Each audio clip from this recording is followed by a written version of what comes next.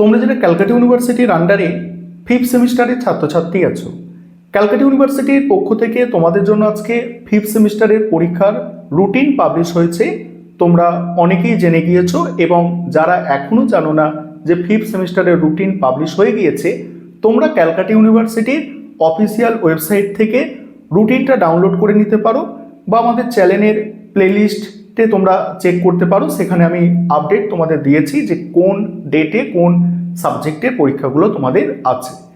আর আজকের ভিডিওয়ে যে বিষয়গুলো নিয়ে আলোচনা করব, তোমাদের এই রুটিন পাবলিশ হওয়ার পরে তোমাদের দুটো প্রশ্ন আছে যে আমাদের মাইনর সাবজেক্টের পরীক্ষা কি নিজস্ব কলেজে হবে। তোমরা অনেকে প্রশ্নটা করেছো, এই প্রশ্নের উত্তর তোমরা পেয়ে যাবে। এবং আরও একটি বিষয় যে তোমরা যারা অনার্সের স্টুডেন্ট আছো এবং তোমরা যারা এমডিসি কোর্সের স্টুডেন্ট আছো, তোমাদের মাইনর সাবজেক্টের পরীক্ষা কিন্তু আলাদা আলাদা দিনে। তোমাদের সিলেবাস সেম।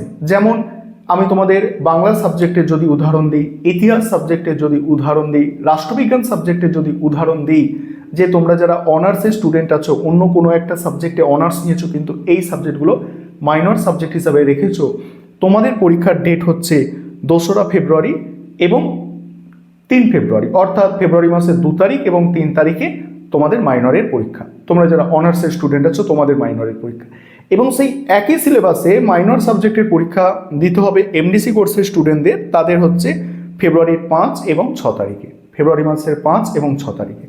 এবারে সমস্যা হচ্ছে কি, সমস্যা কিছুই নয়, এখানে যে বিষয়টা এখন উঠে আসছে যে এমডিসি কোর্সের যারা ছাত্রছাত্রী আছে তাদের কি তাহলে বেশি পড়াশোনা করতে হবে। তোমরা যদি দেখো, ভালো করে বিষয়টাকে বুঝে দেখো, তাহলে হ্যাঁ ঠিক তাই।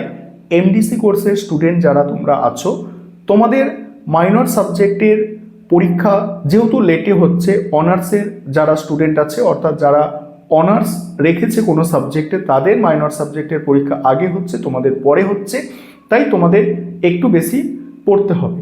এবং তোমরা অনেকে এইটার পেছনে যুক্তি দিয়েছো যে কেন বেশি পড়তে হবে। হ্যাঁ, সেটাও সত্যি। তোমাদের যুক্তিটা কি আছে?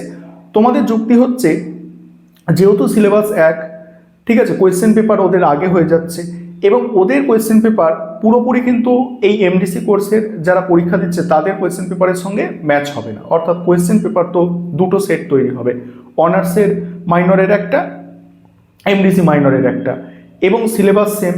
যেহেতু এমডিসির মাইনরের পরীক্ষা শেষে হচ্ছে, তাই তাদের কোয়েশ্চেন পেপার কঠিন না হলেও যেগুলো অনার্সে পড়ে যাচ্ছে, পরীক্ষায় ধরো পড়ে গেছে, সেই প্রশ্ন হুবহু এখানে আসবে না। সেখান থেকে ধরো 30%, খুব ম্যাক্সিমাম 30%, 40% প্রশ্ন অনার্সের মাইনরের প্রশ্ন এমডিসি মাইনরদের রিপিট হতে পারে, তার বেশি রিপিট হবে না। ধরো কোনো গুরুত্বপূর্ণ প্রশ্নগুলো সব অনার্সের দিকে পড়ে গেল মাইনরে, এবং এখানে কম যেগুলো ভেবেছিল এমডিসি কোর্সের ছাত্রছাত্রীরা যে এগুলো আমাদের জন্য গুরুত্বপূর্ণ, সেগুলো পড়লো না। এইরকম একটা সমস্যা তোমাদের মধ্যে কাজ করছে এবং তোমরা পার্সোনালি আমাকে এটা জানিয়েছো, কারণ যেহেতু অনেক ছাত্রছাত্রী আমার কাছে তোমরা পেড ব্যাচে পড়াশোনা করছো এবং অনেক ছাত্রছাত্রী, বহু ছাত্রছাত্রী সেটা তোমরা পড়ছো, তোমাদের এটা সমস্যা তোমরা বলছো। দেখো, আমাকে তো মানে আলাদা আলাদাভাবে বলা সম্ভব নয়, অর্থাৎ প্রত্যেকটা স্টুডেন্টকে আলাদা আলাদাভাবে এটা জবাব দেওয়া বা রিপ্লাই দেওয়া সম্ভব নয়। তাই এই নিয়ে তোমাদের আমি ভিডিও করে দিলাম একটা। এখানে যেটা তোমাদের বলবো যে তোমাদের আমি যেগুলো সাজেশানে দিয়েছি বা যেগুলো তোমরা পড়ছো সেগুলোই তোমরা পড়বে। ভয় করার কোনো কারণ নেই। যে তোমরা যারা অনার্সের স্টুডেন্ট আছো, তোমরা ভাবছো আমাদের পরীক্ষা সহজ হবে, আমরা কম পড়বো, এমনটা করো না। এবং তোমরা যারা এমডিসি কোর্সের স্টুডেন্ট আছো, তোমরা ভাবছো আমাদের পরীক্ষা অনার্সের পরে হবে, তাহলে ওদের কোয়েশ্চেন পেপারটা দেখে নিই আগে কী কোয়েশ্চেন পেপার আসে, সেই কোয়েশ্চেন পেপারগুলো বাদ দিয়ে আমরা পড়াশোনা করব, এমনটাও তোমরা করো না। অর্থাৎ তোমাদের যা সাজেশান আছে সেগুলো করো এবং নিশ্চিন্তে থাকো, তোমাদের পরীক্ষা আশা করি ভালো হবে।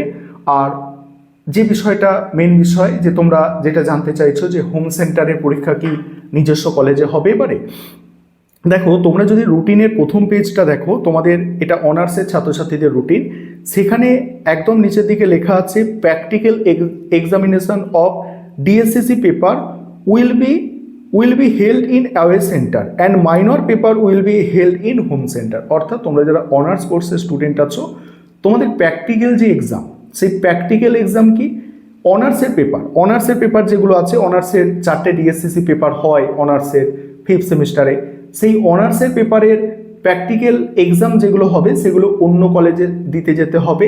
এবং যেগুলো তোমাদের মাইনর আছে, মাইনর সাবজেক্ট আছে, সেই মাইনর সাবজেক্টের যে প্র্যাকটিক্যাল এক্সাম হবে অর্থাৎ প্র্যাকটিক্যাল পরীক্ষা হবে সেটা নিজস্ব কলেজে অর্থাৎ হোম সেন্টারে। এবং এই রুটিনে যে থিওরি পেপারগুলোর পরীক্ষার ডেট বলা আছে সেখানে কিন্তু এটা কিছু বলা নেই, অর্থাৎ অনার্সের এবং মাইনরের সমস্তটাই তোমরা জানো বাইরের কলেজে পরীক্ষা হয় সেটাই হবে, এখানে সেটা উল্লেখ করা নেই যে নিজস্ব হোম সেন্টারে হবে। আশা করি বিষয়টা বুঝতে পারছো যে কোনো পরীক্ষা ফিফথ সেমিস্টারের কোনো পেপারের পরীক্ষা, অনার্স এবং এমডিসি কোর্সের কোনো পেপারের পরীক্ষা, মাইনর মেজর কোনো পেপারের পরীক্ষা নিজস্ব কলেজে হবে না, বাইরের কলেজে হবে। এখানে রুটিনে যেটা লেখা আছে সেটা তোমাদের বলে দিলাম। এবং তোমরা অনেকে জানতে চাইছিলে এটা যে আমাদের কি মাইনর পেপার নিজস্ব কলেজ হবে না? হ্যাঁ, মাইনর পেপারে প্র্যাকটিক্যাল যেটা আছে তোমাদের সেই প্র্যাকটিক্যালটা নিজস্ব কলেজ হবে, যে লিখিত পরীক্ষা হয় সেটা বাইরের কলেজেই হবে। এবং তোমরা যারা এমডিসি কোর্সের স্টুডেন্ট আছো সেখানে তোমাদের ওই একই জায়গায় নিচের দিকে কি লেখা আছে, practical examination will be held in home centre, ঠিক আছে, স্টুডেন্টস ওন কলেজ। অর্থাৎ তোমরা যারা এমডিসি কোর্সের স্টুডেন্ট তোমাদের প্র্যাকটিক্যাল এক্সাম নিজস্ব কলেজে হবে, প্র্যাকটিক্যাল যে এক্সাম সেগুলো নিজস্ব কলেজে হবে সমস্তটাই, অর্থাৎ সিসি পেপার মাইনর সবটাই নিজস্ব কলেজে হবে। অনার্সে তোমরা যারা আছো তোমাদের মাইনরটা নিজস্ব কলেজে হবে প্র্যাকটিক্যাল এক্সাম, এবং বাকি প্র্যাকটিক্যাল এক্সাম অন্য কলেজে হবে অনার্সের পেপারগুলোর। আশা করি বিষয়টা বুঝতে পারলে। এবং তোমরা এই রুটিনে একটি ডেট মেনশন করা আছে সেটাও তোমরা দেখতে পাবে, প্র্যাকটিক্যাল এক্সাম 9/2/2026 থেকে 20/2/2026। আর তোমরা যারা এমডিসি কোর্সের তোমাদেরও 9/2/2026 থেকে 20/2/2026। এই হচ্ছে তোমাদের বিষয়গুলো আমি একটু ক্লিয়ার করে বলে দিলাম, যেগুলো নিয়ে তোমাদের মধ্যে একটু মানে সমস্যা ছিল, অর্থাৎ একটু তোমরা কনফিউজ হয়ে যাচ্ছিলে, বিষয়গুলো তোমাদের কাছে আজকে স্পষ্ট হয়ে গেল।